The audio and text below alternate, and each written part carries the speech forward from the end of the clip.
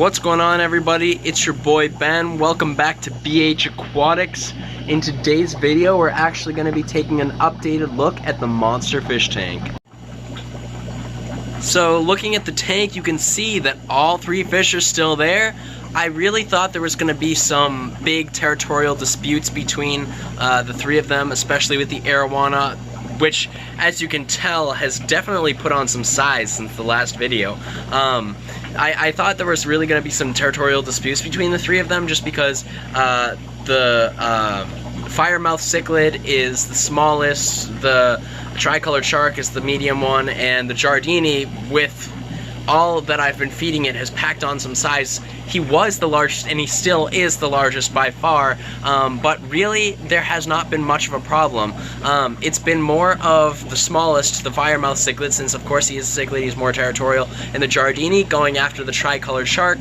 Now, whereas that did pose a problem in the beginning, they have kind of gotten used to their territories, and they really don't bother each other that much anymore. Of course, you do sometimes see them nip at each other's fins. Even the tricolored shark, which I've seen tricolored sharks this size in community tanks, even he will go after them sometimes. That is much more rare compared to them going after him, but still, them going after each other is not much of a common thing that much either.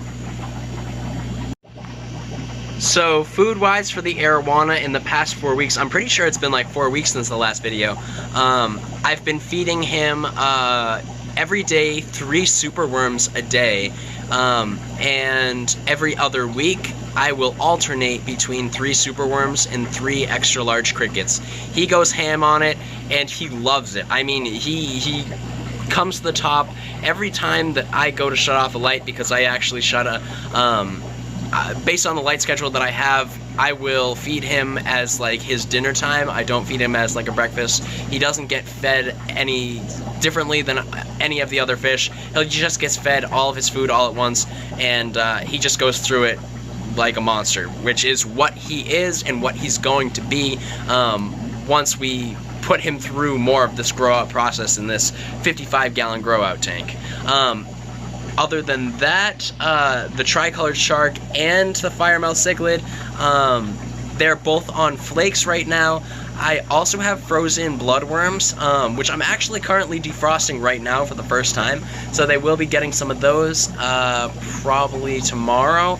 I don't know how long it's going to take to defrost, probably only a couple of hours. And yeah, so we'll be switching up their diet a little bit. They have been on flakes for the past 4 weeks, so they haven't really gained any size.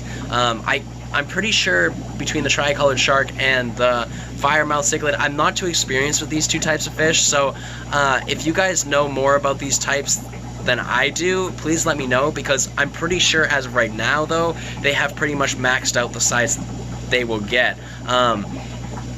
With that said, that will pose a problem in the future, just because with the Giardini potentially getting to 2 feet, 2.5 feet, maybe even 3 feet, when it gets that big tank upgrade in December, these fish definitely won't be able to stay with him, just because his territorial aggressiveness will far outweigh the size difference between the 3 fish. I don't know if you can see it buried in the sand there underneath that plant, but that is a relatively good sized heater that's actually been heating this tank. I keep the temperature around 75 degrees just because I know that these types of fish tend to like a warmer temperature, especially the African cichlid, being the firemouth. It's just, yeah. Tricolored shark hasn't had a problem with it. Giardini arowana loves it. Giardinis actually come from Australia, so they're used to a warmer climate anyways. As you can see here, this is actually like the basics of what happens when the Giardini starts to nip at the other fish. He'll just like kind of say, I'm the boss, get in the other fish's faces, and he'll chase them around a bit, but you really don't see him do any real damage to them. When I went on vacation for Columbus Day weekend a couple of weeks ago, I came back, I left them alone for five days with the light off, filters running, had no food whatsoever for the 5 days I was gone. The tricolor shark looks pretty beat up, and he was lying at the bottom of the tank. I thought he was gonna die, but I saw him swim around after I started feeding the tank. Obviously people will be like, Ben, maybe he was just sleeping. No, you could tell just based on the way that his side was beat up, that he just was not, he's pretty much hurting. So I fed them. The arowana's aggressiveness lessened just because its hunger has gone past now that I'm back, and within a couple of days his fins started healing. The scales that were kind of like mishap on his side started healing, and now he's in great shape. As you can see, swimming around fine. Giardini, I mean, he gets bigger, better, more beautiful.